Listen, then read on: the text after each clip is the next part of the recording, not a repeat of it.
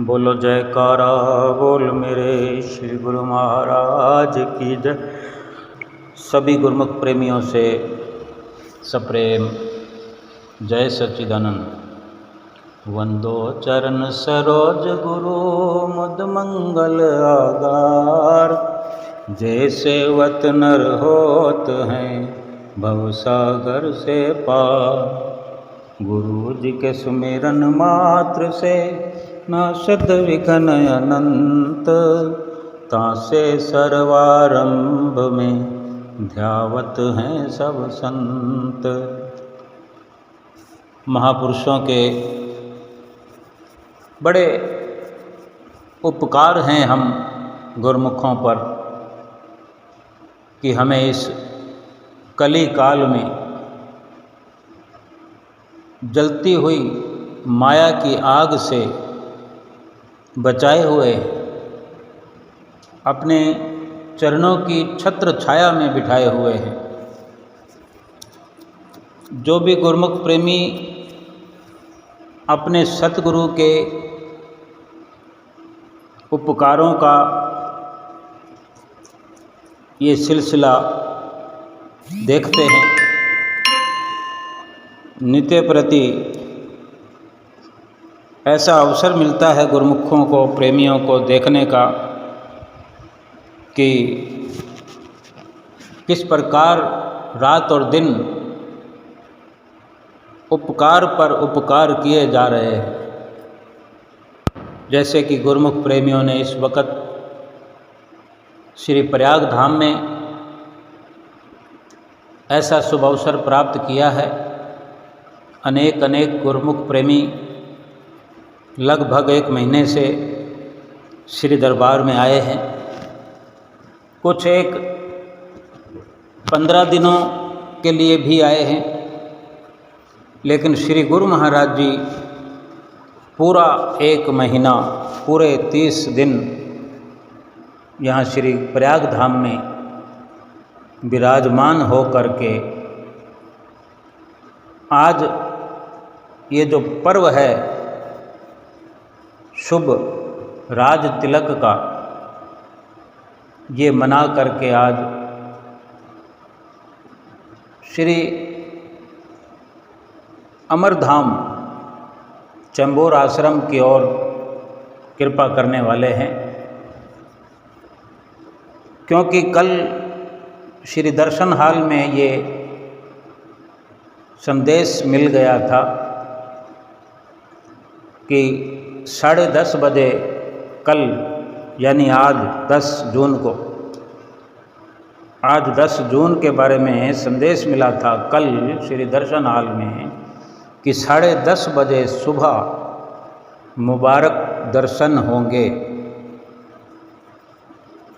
और 1:30 बजे यहाँ से श्री आनंदपुर जाने वालों के लिए बस भी रवानगी है। और श्री गुरु महाराज जी इसी समय श्री दर्शनों के बाद कभी भी श्री प्रयाग धाम से प्रस्थान करेंगे। श्री प्रयाग धाम से चलकर पूना सेंटर में रुकते हुए सेंटर से फिर प्रस्थान श्री अमरधाम के लिए करेंगे और वहाँ अमरधाम आश्रम में, चंबोर आश्रम में गुरुमुख प्रेमी जोरों शोरों से तैयारियों पर लगे हुए हैं। ये 1 या 2 दिन तो अमरधाम को मिलते ही हैं और अचानक से ही उनको संदेश मिलता है कुछ समय पहले ही। बेशक वो कितनी भी तैयारियां करें पहले, लेकिन कुछ तैयारियां ऐसी होती है जो इन वक्त पर ही की जाती है कि श्री गुरु महाराज जी के आगमन का जो ये सारा प्रोग्राम होता है वो उसी वक्त तैयार करने का होता है। श्री दर्शन हाल में कुछ ऐसी तैयारियां होती हैं, श्री मंदिर जी में भी, बाहर की सड़कों पर भी जो प्रवेश द्वार से लेकर श्री मंदिर जी तक या श्री दर्शन हाल तक सुंदर सजावट का पूरी तैयारी किया, और इसके साथ और भी कई खान पान की भी तैयारी होती है, लंगर का प्रबंध होता है। सो गुरमुख प्रेमी रात और दिन लग करके बड़े उत्साहपूर्वक वहाँ तैयारी कर रहे हैं, किया करते हैं। ये हमेशा का गुरमुख प्रेमियों का सेवा कार्य चलता है। जब जब भी श्री गुरु महाराज जी कृपा करते हैं, सारे इंतजामात वहाँ के स्थायी निवासी महात्मा जन, भाई जन, भगत जन, भगतानियाँ और सेवा समिति सब मिलजुल करके श्री गुरु महाराज जी के आगमन की पूरी तैयारियां किया करते हैं और अभी कर रहे हैं, क्योंकि श्री गुरु महाराज जी शाम तक पहुंच ही जाएंगे। और आज जो कि ये बहुत ही शुभ दिन है, बड़ा ही शुभ दिन है, भागों वाला, कि अगर हम ठीक से याद कर पाएँ, ठीक से समझ पाएँ, विचार कर पाएँ, तो ये वही दिन है कि आज के दिन ही हमारे श्री परमहंस अद्वैत मत के 5वें महाराज अधिराज श्री पंचम पातशाही गुरु महाराज जी ने श्री आनंदपुर धाम के सिंहासन पर विराजमान होकर श्री आनंदपुर धाम की बागडोर श्री परमहंस दयाल महाराज जी की मौज से अपने कर कमलों में लेकर, अपने जिम्मेदारी में, अपनी देख रेख में श्री आनंदपुर दरबार के सिलसिले को भक्ति और नाम की जो ये गंगा, जमुना और सरस्वती श्री परमहंस दयाल महाराज जी ने बहाई है, उसको श्री पंचम पातशाही गुरु महाराज जी ने और भी अधिक से अधिक बहाया, जन जन को इसमें स्नान कराया। आज जो कुछ भी हम हैं, हम अपने श्री पंचम पातशाही गुरु महाराज जी का ही हम एक करिश्मा हैं, क्योंकि उन्हीं की देख रेख में हम तराशे गए हैं। हम आज इतने सौभाग्यशाली हैं तो पंचम पातशाही गुरु महाराज जी की ही अनुकंपा है, उनकी छाया के तले, उनके चरणों की छाया के तले हम पले बढ़े।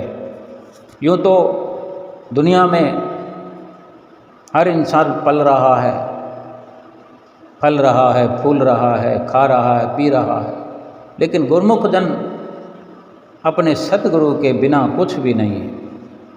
सतगुरु ने हमारे मुकद्दर को न संवारा होता तो हमारा जीवन इतना प्यारा नहीं होता कि हमारे जीवन में सच्चा प्रेम, सच्चा प्यार उड़ेल दिया। हमें जितना भी समय श्री पंचम पातशाही गुरु महाराज जी के साथ व्यतीत करने का अवसर मिला, एक एक पल पर उनके साथ गुजारे हुए, एक एक घड़ी जो हमने उनके साथ व्यतीत की, सालों के साल हम उनके दर्शन करते रहे, उनका मार्गदर्शन पाते रहे, उनकी मीठी मृदुल वाणी में रोज नित्य नए वचन सुनते रहे। एक बड़ा कीर्तिमान स्थापित किया उन्होंने, इस संसार में ही नहीं बल्कि त्रैलोकी में। भक्ति और परमार्थ का झंडा लहराया। हमारे जीवन में भी भक्ति और परमार्थ फूट फूट कर भर दिया। आज हम महसूस कर सकते हैं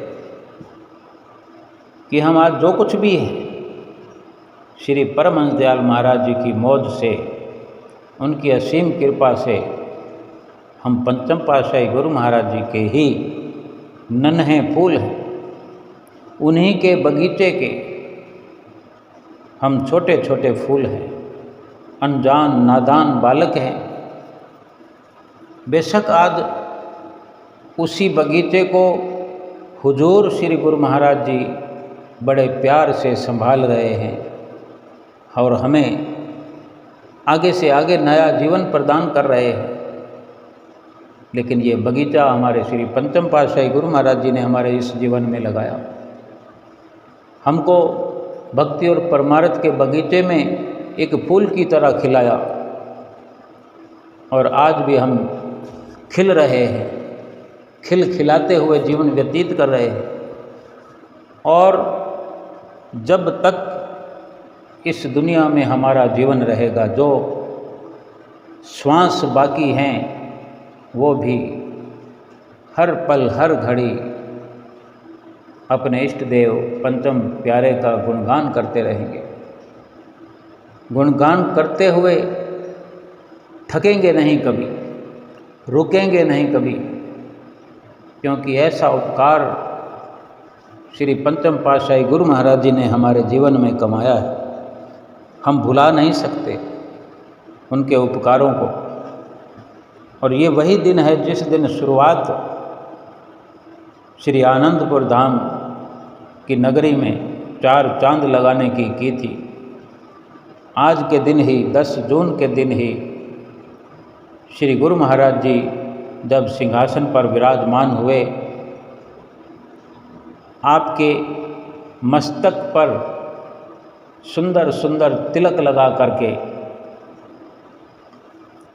दरबार के महात्मा जन, बाई जन, भगत जन, भक्तानियाँ सभी ने एक सुंदर अवसर को पाया। 5वें रूप में श्री परमहंस दयाल महाराज जी को पाया। हर्षोल्लास से ये पर्व श्री आनंदपुर में मनाया और आज ये वही शुभ राज तिलक दिवस है जो श्री प्रयाग धाम में मनाया जा रहा है। जब हुजूर गुरु महाराज जी की जहाँ मनाने की मौज होती है, कभी श्री आनंदपुर में मनाते हैं, कभी श्री प्रयाग धाम में मनाते हैं। लेकिन आज ये अवसर श्री प्रयाग धाम वासियों के हिस्से में आया है। और जब कल श्री दर्शन हाल में ये संदेश मिला कि सुबह सवेरे की श्री आरती पूजा श्री परमहंस अद्वैत मंदिर जी में होगी और 10:30 बजे इसी पावन सत्संग भवन में मुबारक दर्शन होंगे, क्योंकि ये वही राज तिलक की, शुभ राज तिलक की जो सारी रचना जो परमहंसों ने रचाई है, उसी के तहत ही ये पर्व मनाया जाता है। और आज श्री दर्शन हाल में मनाया जाएगा कुछ घंटों के पश्चात। और सुबह सवेरे जो श्री मंदिर जी में शुभ राज तिलक मनाया जाता है और जो आज मनाया गया हमेशा की तरह, क्यों जहाँ भी श्री गुरु महाराज जी विराजमान होते हैं वहाँ सर्वप्रथम जो तिलक लगते हैं, जो राज तिलक होता है, वो श्री परमहंस दयाल महाराज जी को और सभी श्री परमहंसों की छवियों को, महान विभूतियों को श्री हुजूर के कर कमलों द्वारा तिलक लगाया जाता है। और जो दोपहर को दर्शन खुलते हैं वो श्री हुजूर को, श्री हुजूर गुरु महाराज जी को तिलक लगाकर सभी संगत, स्थायी निवासी, महात्मा जन, बाई जन, सब गुरुमुख प्रेमी मिलकर सतगुरु की जय जयकार करते हैं, सतगुरु को बधाई देते हैं। हुजूर गुरु महाराज जी के मस्तक पर तिलक लगाया जाता है और आज लगाया जाएगा। लेकिन ये सुबह सवेरे का अवसर जो है, ये श्री हुजूर गुरु महाराज जी श्री परमहंसों को तिलक लगाएं, ये अवसर है। और आज तिलक हुजूर गुरु महाराज जी ने श्री मंदिर जी में पहुंच करके श्री परमहंसों को सुंदर सुंदर तिलक लगाए। संगत ने खूब जयकारे बुलाए। आज सुबह सवेरे ही गुरमुख प्रेमी समय पर श्री मंदिर जी में पहुंच रहे थे। रात को ही हर गुरमुख प्रेमी ने अपना मन बना के रखा था कि कहीं देर ना हो जाए, सुबह श्री मंदिर जी में पहुंचने में देर ना हो जाए, क्योंकि ये नज़ारा जो राज तिलक का होता है या केवल तिलक लगाकर ही सही, जैसे शुभ संक्रांति के अवसर पर श्री गुरु महाराज जी हुजूर गुरु महाराज जी श्री परमहंसों को तिलक लगाया करते हैं, वो एक पर्व की बात है कि ये नज़ारा किसी भी पर्व पर होता है जिसमें शुभ संक्रांति का दिन भी होता है। और जैसे ये आज राज तिलक का दिन है, तो ये विशेषकर दिन ही राज तिलक के रूप में मनाया जाता है। इसकी खुशी कई गुना और बढ़ जाती है कि शुभ राज तिलक के दिन हुजूर गुरु महाराज जी श्री परमहंसों को तिलक लगाते हैं। सुबह सवेरे श्री कार जब अंदर से चलती है तो एक शंख की ध्वनि आवाज़ आती है जब श्री गुरु महाराज जी श्री मंदिर जी के लिए आने वाले होते हैं। तो एक ये पहला संदेश गुरुमुख प्रेमियों को पहुंचता है कि अंदर श्री शंख बज रहा है, शंखनाद हो रहा है। दूसरा शंख जब श्री मंदिर जी के प्रांगण में श्री कार पहुंच जाती है, एक तरफ श्री कार का हॉर्न बजता है और एक तरफ श्री मंदिर जी में महात्मा जी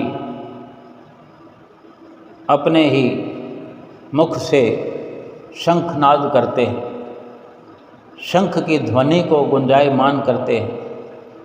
श्री कार के हॉर्न का और शंखनाद का एक समन्वय बन जाता है। आज भी जब श्री अंदर से श्री कार बाहर की ओर आती हुई, पूरी रोशनी बिखरी हुई सड़क पर, ऐसा लग रहा था कि छोटी सी छोटी वस्तु भी नीचे गिर जाए अगर, तो इतनी रोशनी थी कि वो वस्तु तुरंत हर कोई उठा सकता है। ये सजावट का नज़ारा, ये सुबह अमृत वेले का ये ठंडा ठंडा मौसम को चार चांद लगे हुए। जब से श्री गुरु महाराज जी आए हैं, उसी दिन श्री गुरु महाराज जी के आगमन पर 12 मई के दिन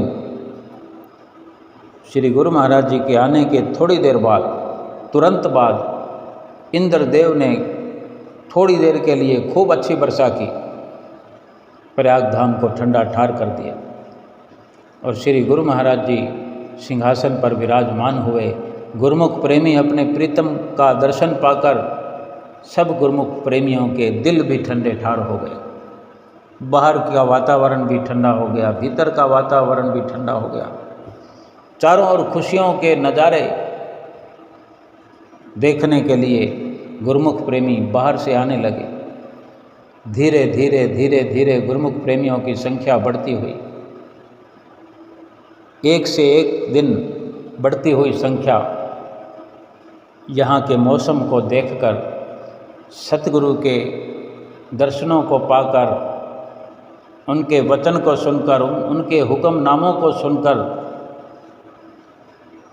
दिन प्रतिदिन खुशियों से सराबोर होने लगे। संगत बढ़ते बढ़ते बढ़ते हजारों की भीड़ हो गई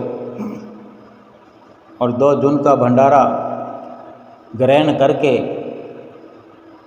ऐसे वापस भी चले जाने लगे जैसे कि जिस मिशन के लिए आए थे गुरुमुख प्रेमी वो मिशन पूरा हो गया। सतगुरु के दर्शन कर लिए, उनके वचन सुन लिए, प्रसाद ग्रहण कर लिया, लंगर ग्रहण कर लिया, स्नान कर लिया। ये मर्यादाएं सतगुरु ने अपने सेवकों के लिए बनाई है।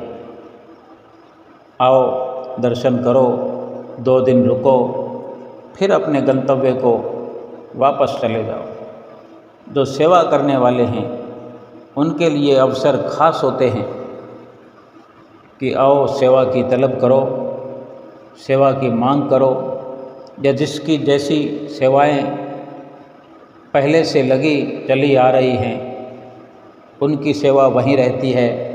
सतगुरु से आशीर्वाद लो और अपनी सेवा में लग जाओ।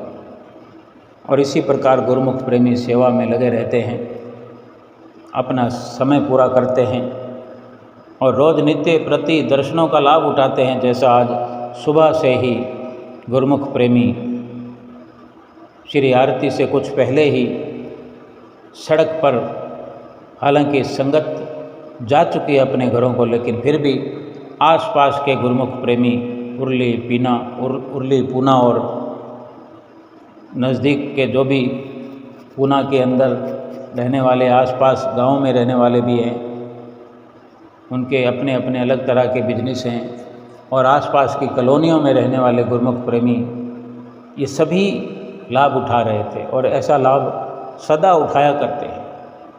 नज़दीक होने के कारण अपनी स्कूटी पर बैठकर कोई 10 मिनट में आ जाता है, कोई 15 मिनट में आ जाता है। पूना से आने वाले, पूना में रहने वाले दूर दराज के लोग भी पूना में आकर नौकरी पैसा जीवन व्यतीत कर रहे हैं, तो वे भी गुरुमुख प्रेमी पूना से झट अपनी कार में आ जाते हैं, बाइक पर आ जाते हैं, ऑटो लेकर आ जाते हैं, ओला करके आ जाते हैं, लेकिन अपने सतगुरु के दर्शनों का लाभ उठाते हैं। और आज ये सुंदर पर्व शुभ राज तिलक का मनाने के लिए भी गुरुमुख प्रेमी सुबह सवेरे ही, कोई 5 बजे निकल पड़ता है अपने घरों से, कोई 4:30 बजे, 4 बजे निकल पड़ता है, कोई 1 घंटे का सफ़र करके आ रहा है, कोई आधे घंटे का सफ़र कर रहा आ रहा है। मौसम में 4 चांद लगे हुए हैं, सड़कों में ठंडक है और रात को भी बरसात हुई। कल दिन भर मौसम ठंडा था। 9 तारीख को ऐसा लगता था कि जो 10 तारीख का राज तिलक मनाया जाएगा उससे पहले ही इंद्र भगवान, इंद्र देव अपने परोपकारों से श्री प्रयाग धाम की धरती को ठंडा ठार करने में लगे हुए हैं। कल दोपहर में भी रुक रुक कर बरसात आती रही।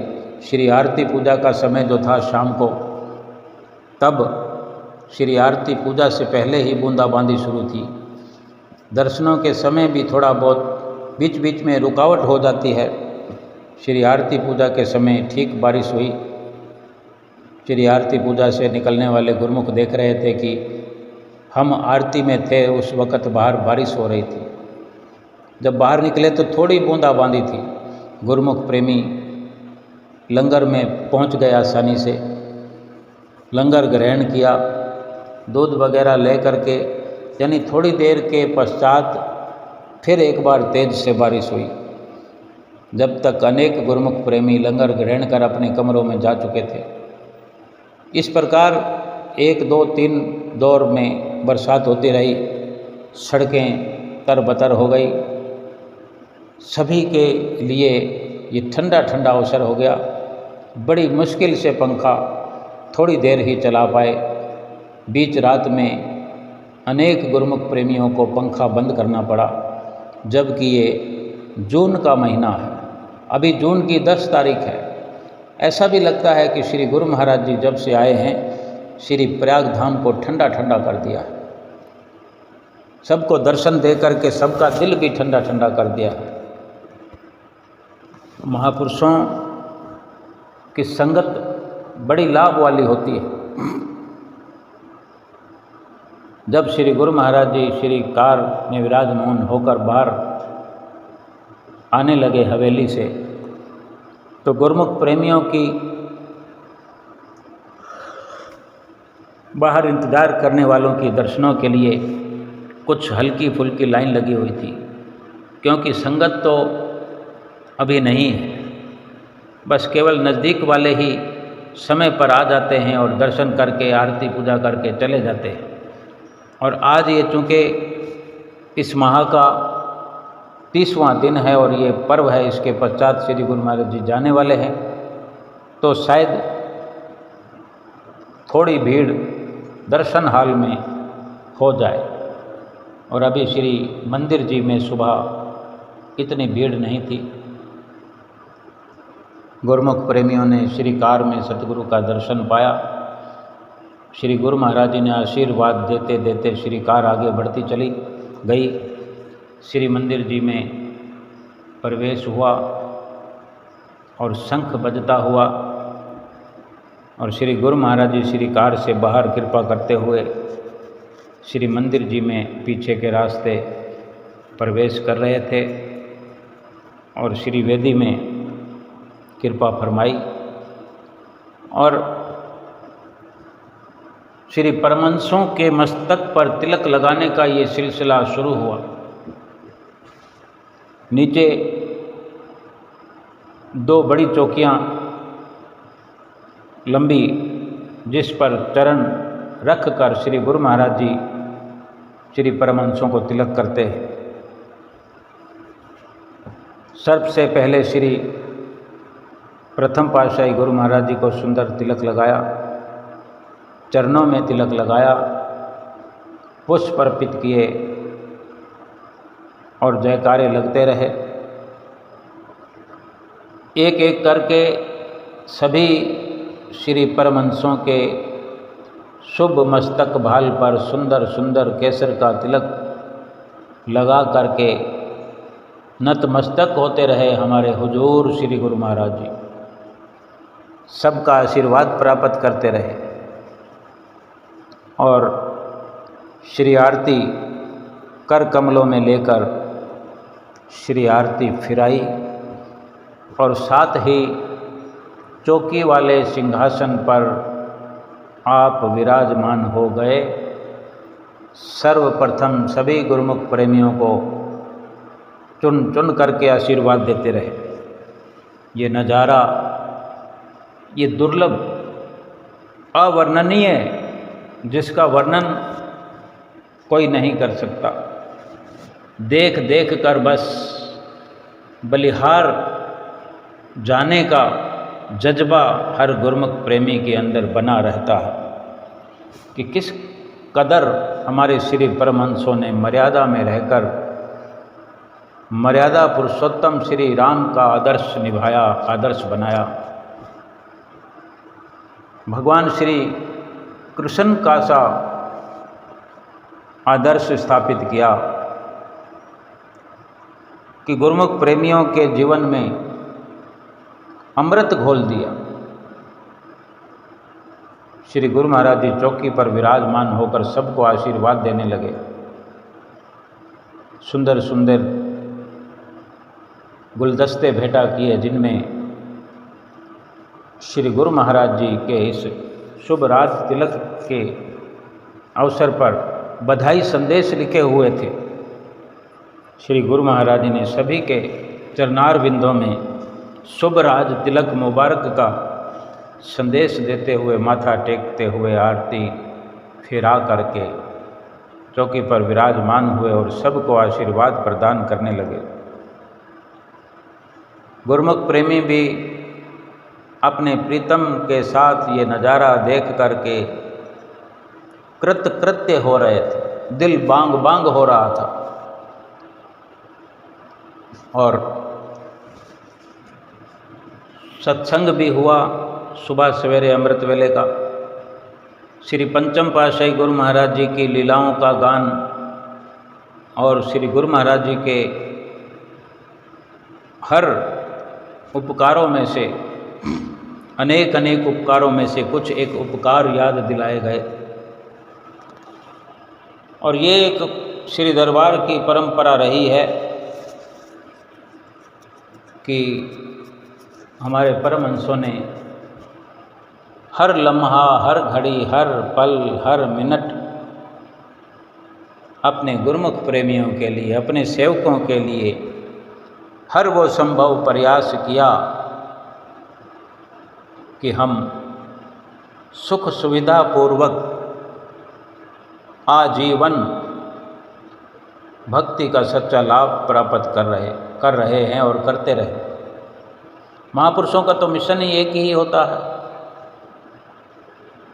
और इस प्रकार श्री परम हंसों के सदा गुणगान गाए जाते हैं। कभी रामनवमी का पर्व आ जाता है तो भी सभी परमहंसों को तिलक लगाते हुए प्रथम पातशाही गुरु महाराज जी के गुणानुवाद गाए जाते हैं। कभी बसंत पंचमी के पर्व पर दूसरी पातशाही गुरु महाराज जी के गुणानुवाद गाते हैं और कभी वैसाखी पर्व पर तीसरी पातशाही गुरु महाराज जी के गुणानुवाद, चौथी पातशाही गुरु महाराज जी का जनवरी में जन्मदिन मनाया जाता है और इसी प्रकार राज तिलक भी मनाया जाता है। सभी महापुरुषों के चौथी पातशाही के पास बाद जो पंचम पातशाही गुरु महाराज जी का शुभ राज तिलक है, आज के दिन हमेशा ही श्री हुजूर गुरु महाराज जी पंचम पातशाही जी को तिलक लगाया करते हैं और आज तिलक का ये शुभ कार्यक्रम समापन हुआ और सत्संग सबने सुना। कल श्री दर्शन हाल में भी जब गुरुमुख प्रेमी एकत्र हुए, श्री गुरु महाराज जी आए और सर्वप्रथम आकर के हुक्मनामा दिया, आओ हम सब श्री गुरु महाराज जी के मुखारविंद से हुक्मनामा करें, दंडवत प्रणाम करें और हुक्मनामा श्री गुरु महाराज जी के मुखारविंद से सुने। उठो गुरुमुख उठो, श्री गुरु महाराज जी का हुक्म है गुरु को उठो, श्री गुरु महाराज जी का हुक्म है गुरु को उठो। सबने हुक्मनामा प्राप्त किया। सभी गुरुमुख प्रेमियों ने दंडवत प्रणाम किया तो श्री गुरु महाराज जी ने हुक्मनामा फरमाया और फिर महात्मा जनों ने माथा टेकते हुए और विशेष अवसर गुरुमुख प्रेमियों को भी मिलता रहता है कि परसों 8 तारीख को गुरुमुख प्रेमियों को जो सेवा करने के लिए जाया करते हैं उनको भी माथा टिकाए। जो स्थायी निवासी हैं, पक्के गुरुमुख हैं, उनके साथ कच्चों को भी माथा टेकने का अवसर प्रदान किया। ये हमारे सतगुरु की दयालुता है, तभी तो दयालु भगवान कहते हैं। श्री परमहंस दयाल महाराज जी कहते हैं कि ये दयावान हैं, अपने भक्तों पर असीम दया लुटाते। महात्मा जनों ने हमेशा की तरह माथा टेका और उसके बाद सत्संग की शुरुआत में महात्मा जी सुना रहे थे कि हर इंसान की यह अभिलाषा होती है, हर किसी की ये इच्छा होती है, जिज्ञासा होती है कि मुझे परमात्मा का दर्शन हो जाए, मैं परमात्मा को देखूं। और जितने भी आज हम दौड़ धूप कर रहे हैं, परमात्मा से मिलने की कर रहे हैं, परमात्मा को देखने की, उनका दीदार करने के लिए कर रहे हैं। फरमाया कि ये विचार करने की बात है कि दर्शन हर कोई करना चाहता है, हर किसी की जिज्ञासा है, इच्छा है, कामना है, चाहना है कि मैं परमात्मा के दर्शन करूं। लेकिन शास्त्रों में कथन किया हुआ है, शास्त्रों में अनेक अनेक महापुरुषों के कथन हैं, वचन हैं। वेदों शास्त्रों में तो यही वर्णन है कि परमात्मा के दर्शन को दुर्लभ और कठिन वर्णन किया है कि परमात्मा का दर्शन अति दुर्लभ है, कठिन है, कठिन से भी कठिन है। तो फिर ये जीव, ये इंसान परमात्मा के दर्शन करे तो कैसे? अगर कठिन है, दुर्लभ है, तो दर्शन करने वाले तो करेंगे ही, लेकिन संतों महापुरुषों ने हर कठिन कार्य का समाधान किया है। परम संत कबीर साहब जी के वचन सुनाए कि अगर परमात्मा को पाएं तो कैसे? कि निराकार की आरसी संतन की ही देह, लखा जो चाहे अलख को इन ही में लख ले। फरमाते हैं इस जीव को, ए जीव, ए मनुष्य, अगर तुझे परमात्मा के दर्शन की इच्छा है तो जो संतों के रूप में प्रकट हैं इस दुनिया में, उस परमात्मा के जो दर्शन करना चाहता है, निराकार परमात्मा के जो दर्शन करना चाहता है, उसे परम संत कबीर साहब जी अपनी वाणी में स्पष्ट करते हैं कि निराकार की आरसी संतन की ही दे। अगर उस निराकार को पाना चाहता है, अगर उस निराकार के नज़दीक जाना चाहता है, उसके दर्शन करना चाहता है, यानी उसको जानना चाहता है, पहचानना चाहता है, तो संतों के स्वरूप का दर्शन कर। वक़्त के परिपूर्ण संतों का दर्शन ही परमात्मा का दर्शन है। निराकार परमात्मा अगर किसी बड़े रूप में हमारे पास आए तो क्या हम अपने आप को सुरक्षित रख पाएंगे? इसलिए वो निराकार जो परमात्मा है, निराकार शख्सियत जो है, वो हूबहू हमारे जैसे होकर के ही इस दुनिया में अवतरित होते हैं और हम जैसे गुरुमुख प्रेमियों के साथ उठकर बैठकर हमारे बीच में रहकर ही अपनी लखता करवाते हैं, परमात्म स्वरूप का दर्शन दीदार कराते हैं। हम जो सतगुरु की शरण में हैं और अगर दृढ़ विश्वास और निष्ठा अपने सतगुरु के प्रति है तो हमने समझो निराकार परमात्मा के अपने सतगुरु के रूप में दर्शन कर लिए। लखा जो चाहे अलख को इन ही में लख ले। अगर लखना चाहता है, समझना और जानना चाहता है, पहचानना चाहता है, तो सतगुरु के रूप में ही परमात्मा को जान ले, समझ ले, पूरा प्रयास करते हुए इस जीवन का सच्चा लाभ प्राप्त कर ले। और यही इस जीवन की वास्तविकता है। जो अवसर दुर्लभ कहा गया है संतों महापुरुषों के कथन में कि परमात्मा के दर्शन करना दुर्लभ है, और संतों महापुरुषों की वाणियों से ये भी समझ लिया कि इस प्रकार समाधान किया है, लेकिन ये एक आम इंसान के लिए, आम दुनियादार के लिए, जिसे सत्पुरुषों की शरण संगति नहीं मिली, उसके लिए तो ये दुर्लभ बना हुआ है। लेकिन गुरुमुख प्रेमियों को वही दुर्लभ अवसर श्री 108 श्री परमहंस अवतार श्री पंचम पातशाही गुरु महाराज जी का ये शुभ राज तिलक दिवस आनंद महोत्सव मनाने का अवसर श्री हजूर सतगुरुदाता दीन दयाल महाराज जी के चरणों की छत्र छाया में बैठकर मनाने का हमें प्राप्त हो रहा है। यह अवसर प्राप्त हो रहा है, सुंदर घड़ियाँ प्राप्त हो रही हैं कि हम अपने सतगुरु के दर्शन करते हुए उनकी छत्र छाया में बैठकर अपने पंचम पातशाही गुरु महाराज जी को आज याद कर रहे हैं। आज उनका राज तिलक मना करके उनके नक्शे कदम पर चलने की फिर से भरसक कोशिश में लग जाएं।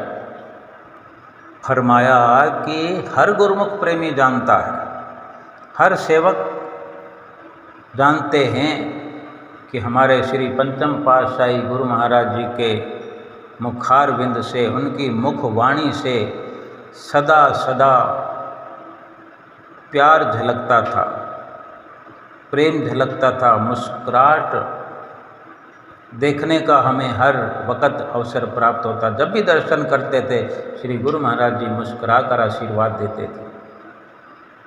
उनका ऐसा नूरानी जलवा, उनका ऐसा तेज देख कर के हमारी रूह गद गद प्रसन्न मुद्रा में अपने आप को सौभाग्यशाली मानती थी।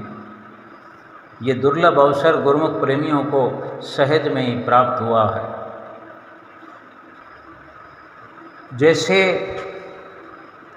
आप मधुर वाणी का उच्चारण करते, मुस्कान अधरों पर खिली रहती और अपने गुरुमुख प्रेमियों को खुश देखकर, भक्ति में रंगा देखकर भी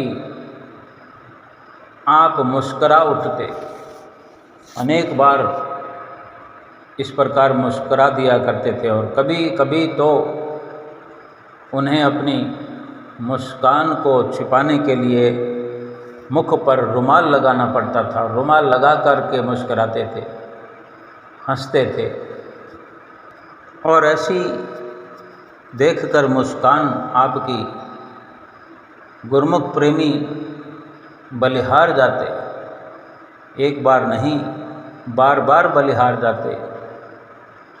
और इस प्रकार भी कुछ वर्णन किया करते गुरुमुख प्रेमी कि आपकी एक मुस्कान ने, कहते हैं गुरुमुख वर्णन करते हैं कि आपकी एक मुस्कान ने हमारे होश ही उड़ा दिए। बड़ी मुश्किल में जब हम होश में आए तो आप फिर से मुस्करा दिए। इस प्रकार कहा जाता है कि एक माता अपने बच्चे से बेइंतहा प्यार करती है, बहुत प्यार करती है। ये बिल्कुल सच्ची बात है कि माता अपने बच्चे को अथाह प्यार करती है, बहुत प्यार करती है। ऐसा ही प्यार सतगुरु हमारे हमसे किया करते हैं। पंचम पातशाही गुरु महाराज जी के गुण अनुवाद गाते हुए कथन कर रहे थे कि किसी को भी जांचे परखे बिना, कौन बड़ा है, कौन छोटा है, कौन अमीर है, कौन गरीब है, किसकी जाति पाति क्या है, कुछ भी जाने बिना अपने प्रेमियों पर किसी प्रकार के अवगुणों को भी नहीं देखा कभी, अवगुणों से पर्दा भी नहीं हटाया कभी।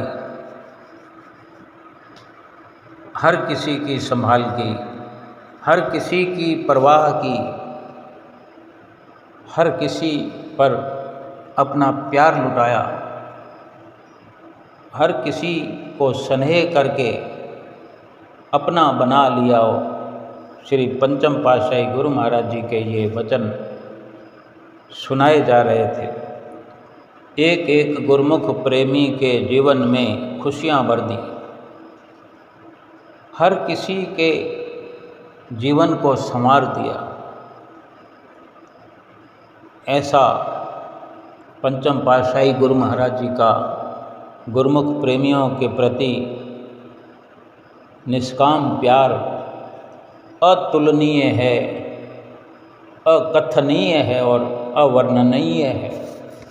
बेशक अपने आप को हम खुशहाल बनाने के लिए गुणगान करते हैं, लेकिन सही मायने में उनकी महिमा वर्णन में नहीं आ सकती, किसी भी तौर पर कथी नहीं जा सकती।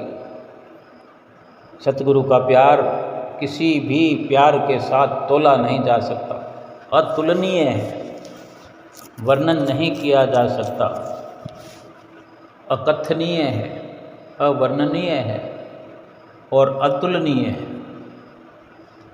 जिभा में इतनी शक्ति भी नहीं है कि सतगुरु की श्री पंचम पातशाही गुरु महाराज जी की महिमा को गा सके, क्योंकि महापुरुषों की महिमा विशाल है, बड़ी से बड़ी है।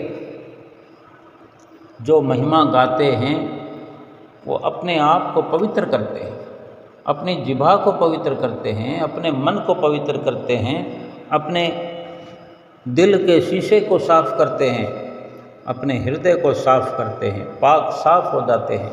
सतगुरु की महिमा को गा गा करके ये जीव पवित्र होता चला जाता है। गुरुमुख प्रेमी ये कहते हुए महिमा गाते हैं, वर्णन करते हैं, सतगुरु से बातें भी करते हैं कि आपकी मधुर मुस्कान को याद करते हैं, हम आपके उपकारों को याद करते हैं, आपके सुंदर वचनों का रसपान करते हुए आपको याद करते हैं।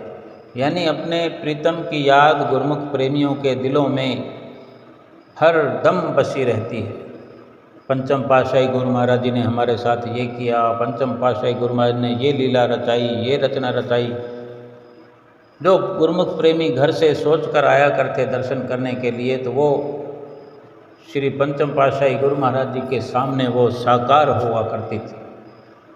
जो सोचते थे वहाँ श्री गुरु महाराज जी उसी बात का जिक्र किया करते थे। गुरुमुख प्रेमियों को यकीन हो जाता कि मेरे सतगुरु जो हैं सर्वांतर्यामी हैं, उनसे कुछ भी नहीं छिपा,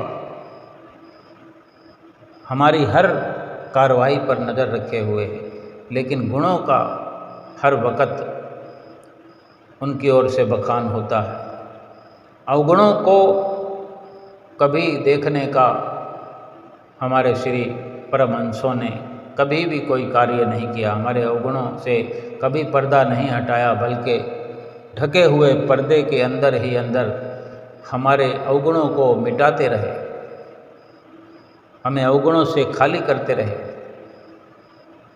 और गुरुमुख प्रेमी उनके इन्हीं उपकारों का ऋण चुका नहीं सकते।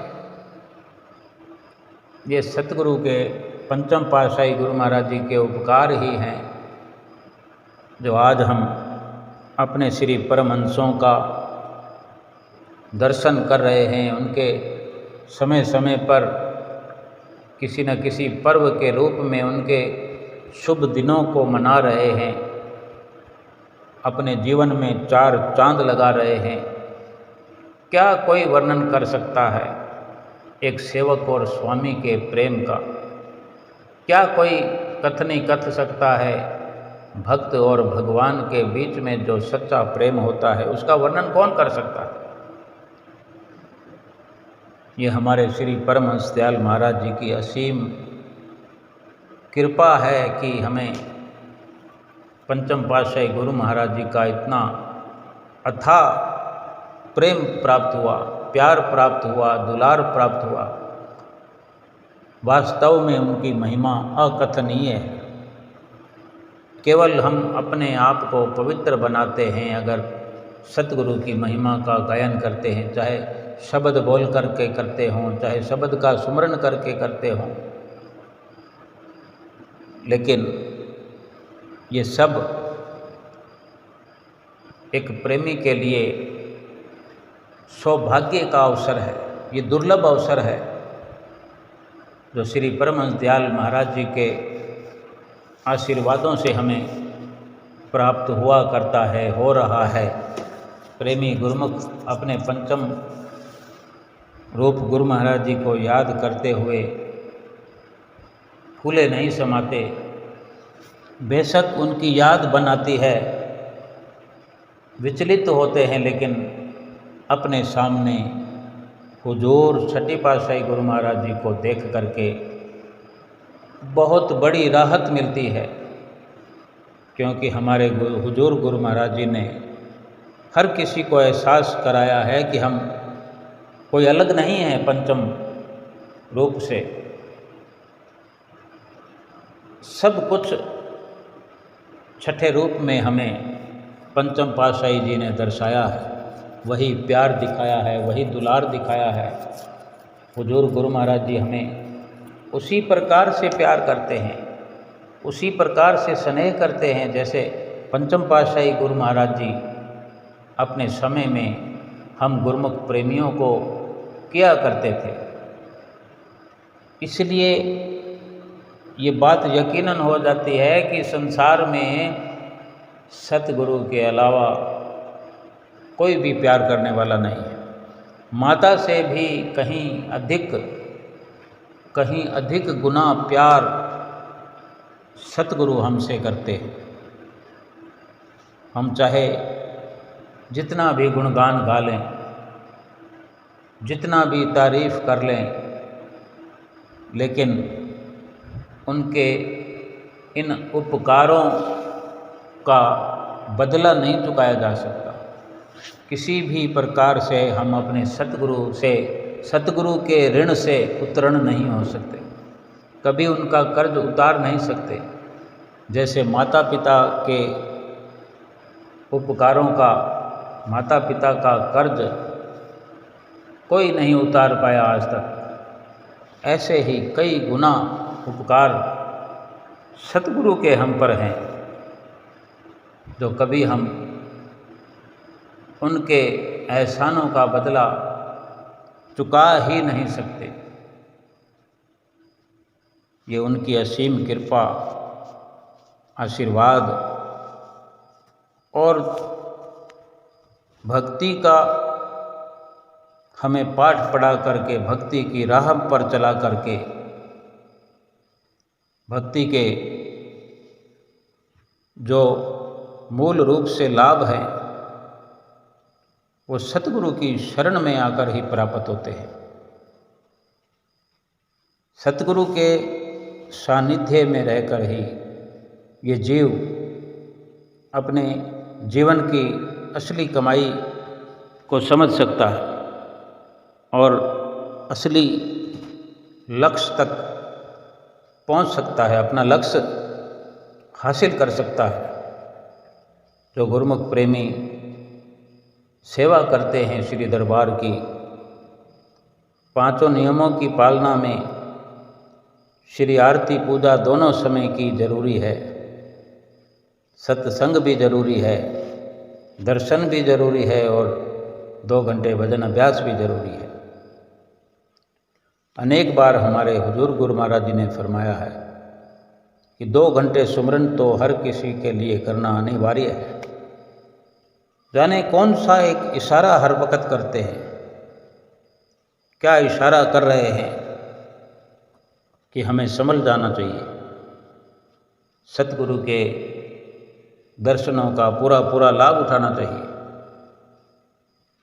ठंडे ठंडे मौसम की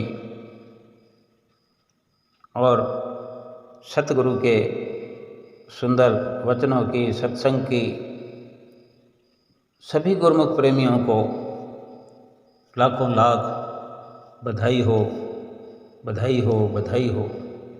सभी का कर्तव्य है कि हर कोई 5 नियमों को अमल में लाते हुए और 2 घंटे अभ्यास नित्य प्रति करते हुए अपने सतगुरु की प्रसन्नता प्राप्त करे और अपना ये लोक और परलोक दोनों सुहेला करे और अपनी जीवात्मा का कल्याण करे। बोलो जयकारा बोल मेरे श्री गुरु महाराज की जय।